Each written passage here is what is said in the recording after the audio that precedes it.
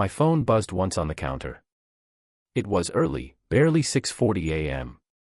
The kettle hadn't even finished boiling. Outside the kitchen window, the streets of Philadelphia were still damp from a light spring rain, glistening under the first blue light of morning. I was alone with the quiet. No TV. No music. Just the low hum of the refrigerator and the sharp scent of dark roast beans.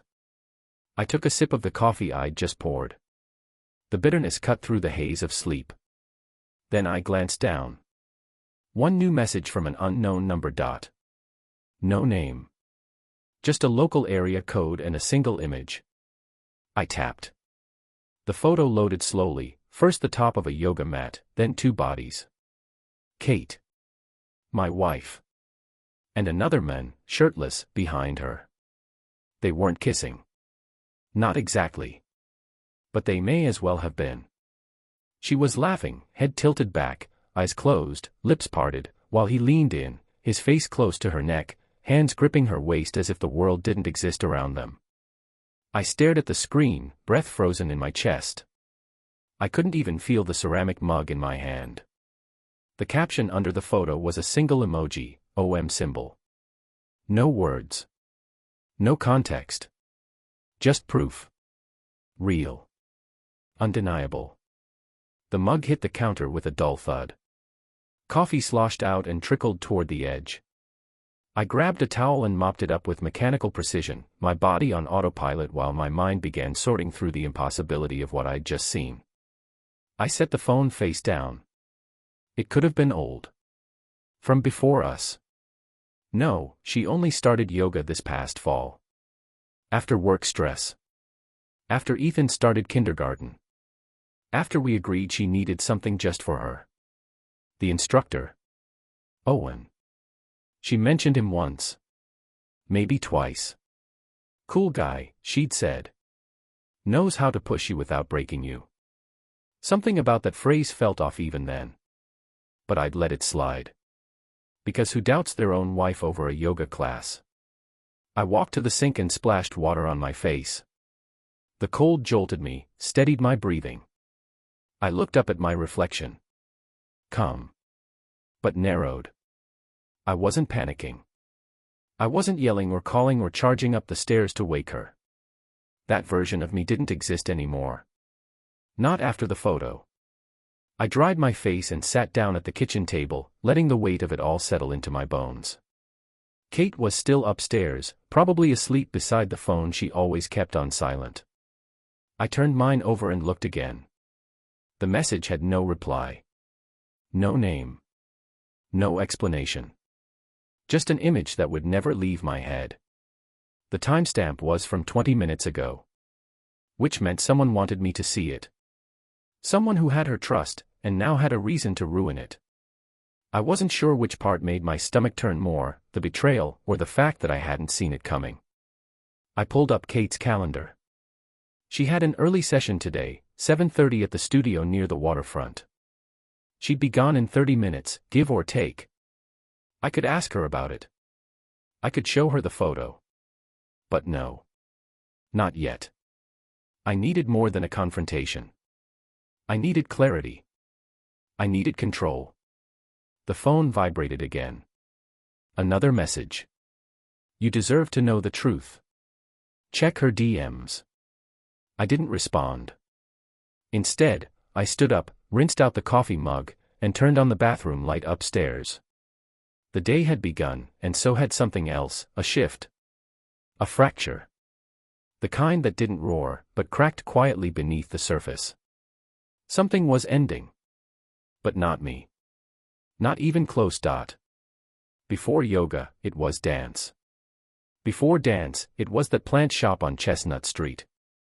Kate has always looked for something new to claim, some outlet, some identity that gave her space to breathe beyond the titles of wife and mother. I respected it. I even encouraged it. At first, yoga felt like another phase.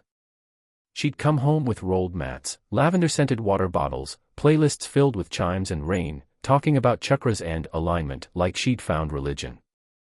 I smiled and nodded. She seemed happy. That used to be enough. We met 12 years ago at a dinner party neither of us wanted to attend. I remember she wore this forest green dress that didn't belong in a room filled with gray. She'd always stood out that way, bright, deliberate, hungry for more. Back then, more meant adventure.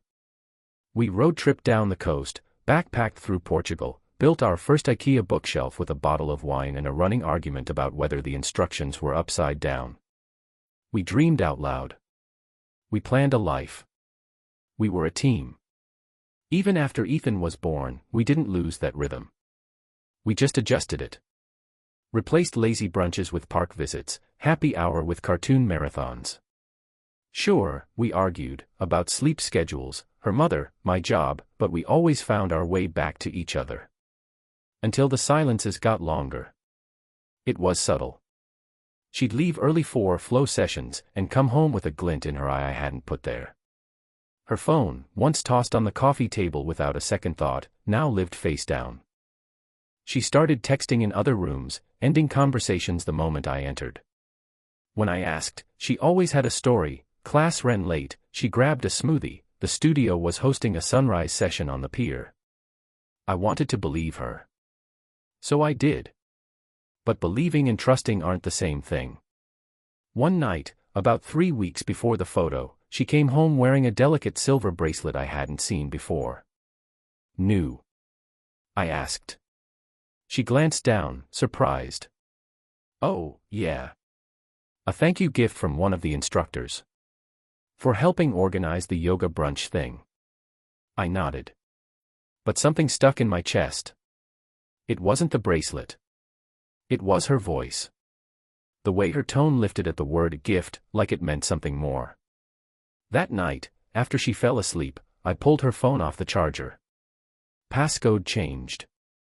That had never happened before. I didn't say anything. But I began to look deeper.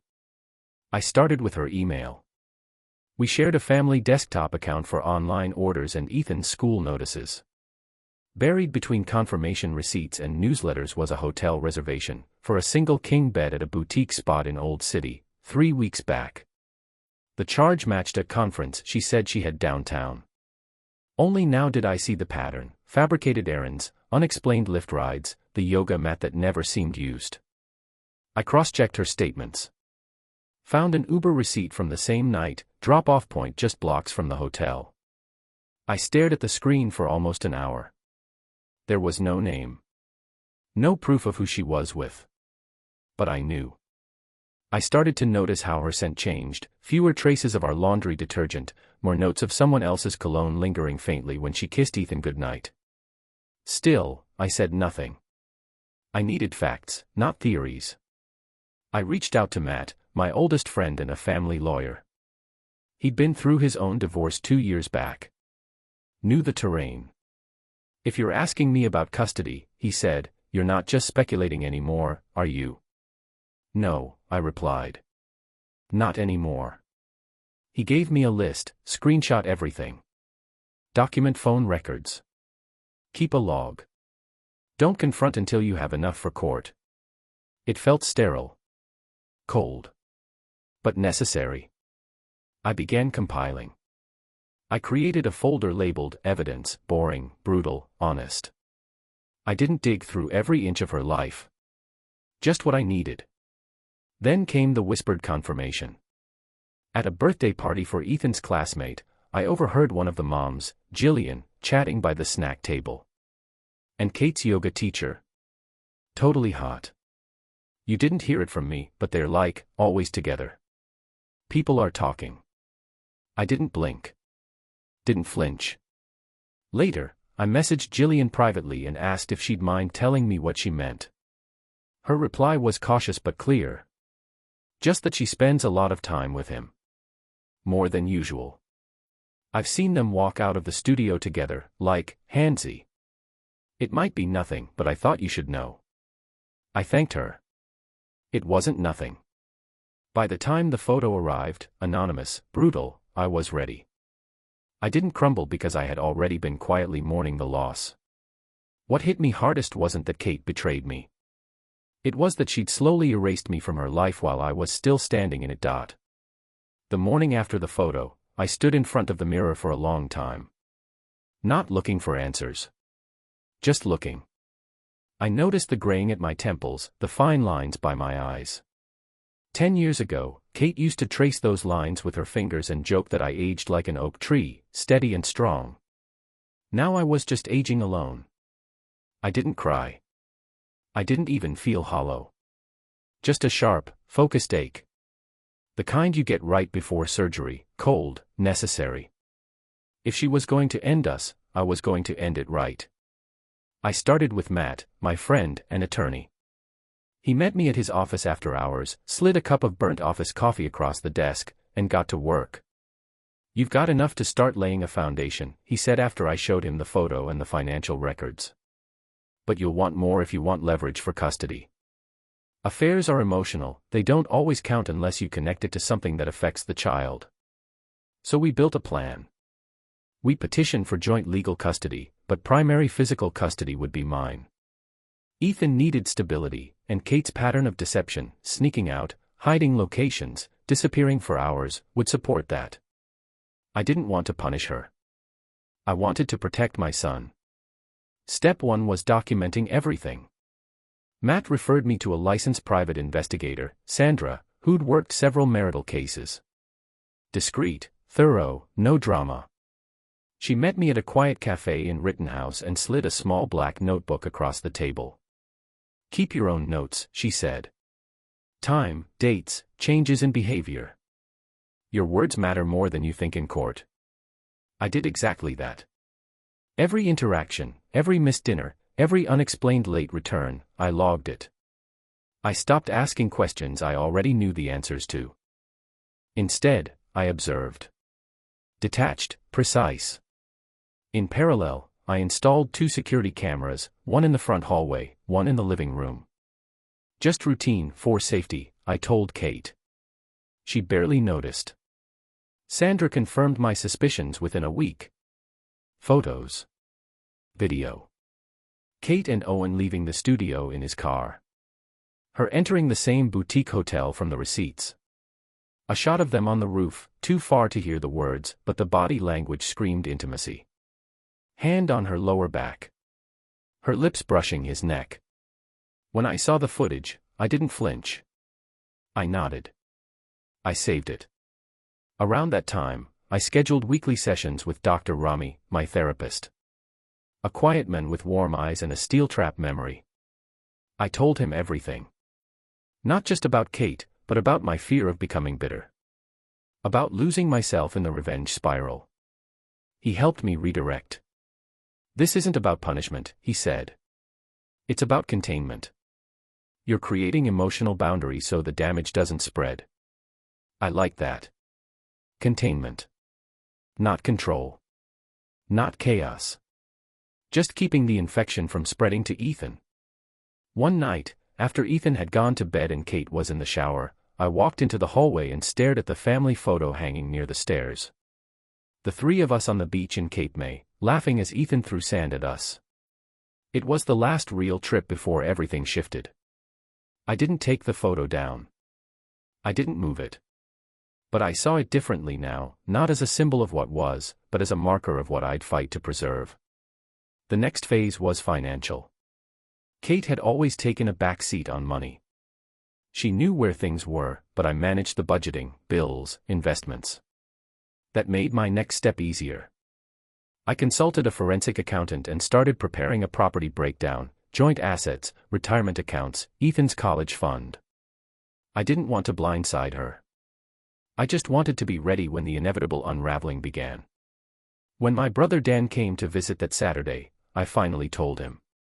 He was quiet at first. Then he stood, walked to the fridge, and came back with 2 beers. "Okay," he said. "What do you need from me?" "Nothing reckless." He smiled. "That's disappointing. But okay." Dan helped me review my legal draft, custody, alimony proposals, schedules for Ethan. He had 2 kids of his own and had gone through something similar 6 years earlier. He knew the terrain. "Don't wait too long," he said. "If she thinks you're unaware, she'll push it further. Take your shot when you're fully loaded, but don't let her write the ending. Then, the final piece, Ethan. He was 5. Bright. Sensitive. His world was school, dinosaurs, bedtime stories, and the belief that both his parents would be there forever. I made it my mission to ensure that, no matter what happened, he'd never feel broken by this. I started picking him up more often. Cooking dinner. Reinforcing routine. Kate didn't object, she seemed grateful, distracted even, more absent than combative. She was already halfway out the door. She just didn't know I'd already opened it for her. One Thursday morning, Kate mentioned she'd be heading to a weekend retreat with the studio. I nodded. Oh, I said. Didn't see that on the shared calendar. She blinked. I must have forgotten. I smiled, but the wheels were already turning. Sandra confirmed Owen was on the retreat list. I forwarded the final set of images to Matt that night. It was time. I prepared everything. The confrontation wouldn't be a screaming match. No slammed doors. Just a presentation of facts, options, and terms. That weekend, while she was gone, I met with Matt and signed the draft paperwork. When she returned, the locks hadn't changed, but I had. No more pretending. No more playing dumb. The war had been fought in silence. The next move would be loud, but clean. And mine. Kate came back Sunday evening, suitcase wheels tapping lightly across the hardwood. She smelled of lemongrass and salt air, like some curated version of peace. Ethan ran to hug her, wrapping himself around her legs. I stayed seated on the couch, sipping lukewarm tea, the wedding photo on the coffee table between us. She looked up at me, and for the briefest moment, I saw it, the flicker of guilt in her eyes. She knew. But not everything. Hey, she said, adjusting her grip on the suitcase handle. I'm beat. Sit, I said. We need to talk. She glanced toward Ethan. He's watching cartoons. Doors closed. She hesitated, then walked over and took the opposite chair, smoothing the hem of her cardigan like she needed something to do with her hands. I didn't waste time.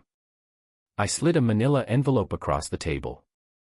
Inside, printed screenshots of texts, hotel receipts, time-stamped security photos, and a short note in my handwriting, I know. I've known for weeks. She didn't reach for it. Just stared at the envelope like it might detonate. I'm not going to yell, I said.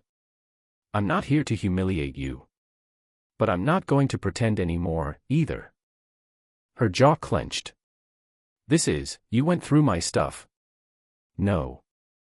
I followed the patterns you left behind. Silence. The air between us was tight. No sobbing.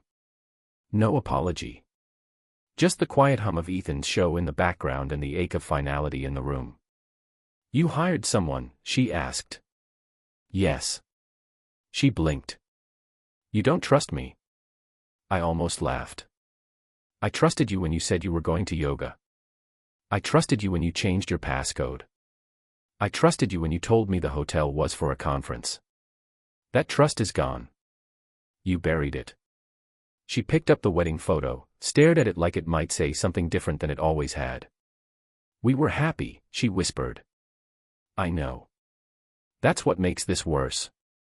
Her voice dropped. I didn't plan it. I didn't mean for it to happen with Owen. I nodded. Most affairs don't start with a plan. But they need 1,000 choices to stay alive. And you made every one of them. Tears rimmed her eyes, but I didn't reach out. Not this time. I filed for primary custody, I said. The documents are ready. I'm proposing joint legal, but Ethan stays here with me. You'll have full visitation, fair time, but not until we finalize terms. She looked stunned. Wait, you've already filed? Yes. She shook her head slowly, like she couldn't believe it was real. I don't want a war, I said. But I'm prepared for one. Every conversation from here forward goes through counsel. She gripped the photo tighter, then finally set it back down. Do you hate me? No, I said. But I don't love you anymore, either. The words hurt. Saying them aloud made them true in a way they hadn't been before. Not even in my quietest moments of resolve. Her lips parted like she wanted to argue, to deny, but she didn't. She just sat there, eyes damp, surrounded by silence. I stood and picked up the envelope. You should read this when you're alone. She nodded, her voice barely a whisper. Okay. As I walked toward the hallway, I stopped beside the photo. The frame had a faint crack near the corner, probably from a fall during one of our moves. I ran a finger over it. I'm keeping this, I said. For Ethan. Not to remember what broke, but to remember what mattered, once. Then I left her sitting there in the stillness. Not shattered. Just, revealed. The divorce was finalized in early spring. There was no courtroom drama. Just signatures, neutral tones, and the dry shuffle of documents across a long oak table. Kate agreed to joint legal custody, but I kept primary physical custody of Ethan. She would have alternating weekends and Wednesday nights. The settlement was fair, divided assets, no alimony, clear boundaries. It was quiet. Civil, as if we were dismantling a business partnership instead of 12 years of marriage. The day it was official, I walked Ethan to school as usual. He pointed out a squirrel doing acrobatics on the power line and laughed so hard he had to stop and catch his breath. I laughed with him. It was real. It wasn't forced. When I got home, I stood in the entryway and exhaled. The silence no longer felt threatening. It felt earned. I gave the house a reset, not a remodel, just reclaiming it. I moved Kate's old yoga mat out of the living room closet, packed away framed photos she'd left behind, repainted the upstairs hallway. Light gray. Clean. Clear. The wedding photo I kept. It now lived in a small wooden box on the top shelf of my closet, out of sight, but not erased. Ethan might want to see it someday, when he's older, when questions surface. I want to give him answers without bitterness. That was my promise to myself, truth without venom. I started running again. Just a few miles every other morning before work. Headphones in, heart steady. There was something about the rhythm of my feet on pavement, the early light cutting across empty streets, that reminded me I was still here. Still moving. Ethan and I found new rituals, Friday pizza nights, Saturday bike rides by the river, a shared journal where we'd each write one funny thing from the day. He drew stick figures with giant heads, I scribbled dry dad jokes. We healed together, slowly, without talking about the wound itself. Sometimes the healing comes in the life you build afterward, not the apology you never got. Matt, my lawyer, called to check in a few weeks later. How's it feel? He asked.